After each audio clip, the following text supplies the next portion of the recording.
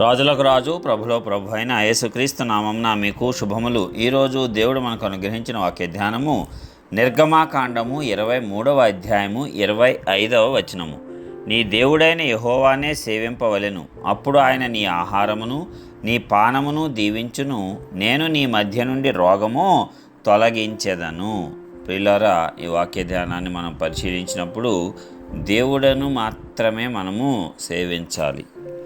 మన దేవుడు రోషము కలిగినటువంటి వాడు. ఆయన ముందే చెప్పాడు, నేను తప్ప వేరొక దేవుడు నీకు ఉండకూడదు. పైన ఆకాశమే అందే కానీ, క్రింద భూమి అందే కానీ, భూమి క్రింద నీళ్ళ అందే కానీ ఉండు దేని రూపమునైనను విగ్రహమునైనను నీవు చేసుకోకూడదు, వాటి సాగిలపడకూడదు, వాటిని పూజింపకూడదని చెప్పాడు దేవుడు. ఎందుకంటే ఆయన రోషము కలిగినటువంటి వాడు. కాబట్టి మనము ఆయనను మాత్రమే సేవిస్తే మనకు వచ్చేటువంటి ప్రయోజనాలు ఏంటంట?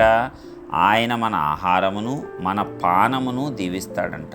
అలాగే మన మధ్య నుండి రోగమును తొలగిస్తాడంట. మరి ఒక మనిషికి జీవితంలో కావలసినవి ఏమిటి? ఇదే కదా, కడుపు నిండా ఆహారము, చక్కగా త్రాగుటకు నీరు, మంచి నిద్ర, చక్కని ఆరోగ్యవంతమైన శరీరం. ఇదే కదా ఏ మనిషి అయినా కోరుకునేది.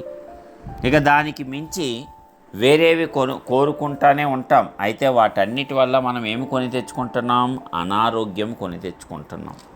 నీకు ఏది ఉన్నా సరే దేహంలో ఆరోగ్యం లేకపోతే నీకు దాని యందు సంతోషం ఉంటుందా? ఉండదు కదా. కాబట్టి అన్నిటికంటే ప్రధానమైనది ఏమిటి? నీ యొక్క దేహానికి ఆరోగ్యము.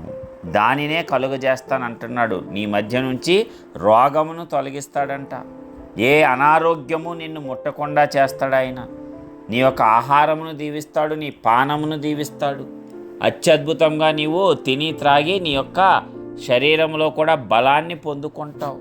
ఆ రీతిగా ఆయన నిన్ను నడిపిస్తాడు. మరి ఇంత గొప్ప దేవుణ్ణి మనము వదిలిపెట్టి వెళ్ళిపోతే ఎవరికి నష్టం? మనకే కదా. మనం పడే కష్టాలు దేనివల్ల? దేవుణ్ణి విడిచి వెళ్ళటం వల్లే కదా. నీకు సరైన ఆహారం లేకపోవుట, నీకు సరైన పానీయం లభించకపోవుట, నీ యొక్క దేహమంతా కూడా ఆ యొక్క రోగాలమయమైపోవుట, మరి దేవుని యొద్ద నుండి నీవు తొలగిపోవుట తట్టే కదా. ఆయనకు రోషం పుట్టించటం వల్లనే కదా. మరి ఆ రీతిగా మనము ఆయనకు సన్నిధానములో మోకరిల్లి ప్రార్థించి పశ్చాత్తాపపడితే ఆయన మరలా నీ యొక్క ఆరోగ్యమును నీకు అనుగ్రహించేస్తాడు, నీ పాప శాపాలను తొలగిస్తాడు. అందుకే ఆయన తన ప్రియ కుమారుడైనటువంటి యేసుక్రీస్తును మన కోసం పంపించాడు. మన పాపాలన్నీ పరిహరించటానికి ఆయనను పంపించి ఉన్నాడు. కాబట్టి మనమందరము కూడా క్రీస్తులో ఈ యొక్క విడుదలను పొందుకొని ఉన్నాము. మన దేవుణ్ణి మాత్రమే మనం సేవించాలి. ఏ దేవతకు సాగిలపడకూడదు, దేనిని పూజించకూడదు, అన్యుల యొక్క విగ్రహాలను మనం అనుసరించకూడదు. ఆ రీతిగా దేవుడు రోషం కలిగిన వాడు. కాబట్టి మనము ఆయన మనల్ని అన్ని రకాలుగా ఆశీర్వదించినట్లు ఆయనను మాత్రమే పూజిద్దాము, సేవిద్దాము. ఆ రీతిగా దేవుడు మనల్ని అందరినీ దీవించి ఆశీర్వదించును గాక. ప్రార్థించుకుందాం.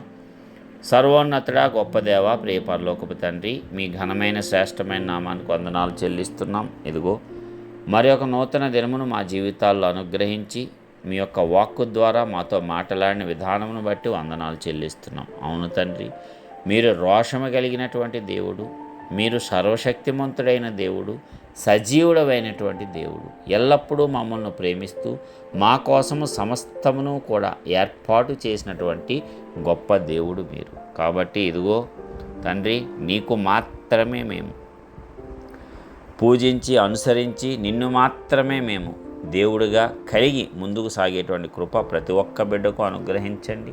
మరి నిన్ను మాత్రమే సేవిస్తే మరి మా ఆహారమును పానమును దీవించి మా మధ్య నుండి సర్వరోగములను తొలగిస్తానని సెలవిచ్చావు. మరి ఒక వ్యక్తికి ఇంతకంటే కావాల్సింది ఏముంది తండ్రి? చక్కని ఆహారము, చక్కని నిద్ర, చక్కని ఆరోగ్యవంతమైన శరీరము. ఇదే కదా ఒక వ్యక్తికి కావాల్సింది. మరి అదే ఆరోగ్యం కోసము మరి మానవుడు దేనినైనా ఖర్చు పెట్టడానికి సిద్ధంగా ఉంటాడు. అయితే నీ ఉచితంగా ఇస్తానంటున్నావు. కాబట్టి మేమందరము దీన్ని ఉచితంగా పొందుకొని నీవిచ్చినటువంటి దీర్ఘాయువును గొప్ప ఆరోగ్యంతో జీవించే కృప మాకు అనుగ్రహించవలసిందిగా యేసు నామమున ప్రార్థించి పొందుచున్నాము తండ్రి. ఆమేన్.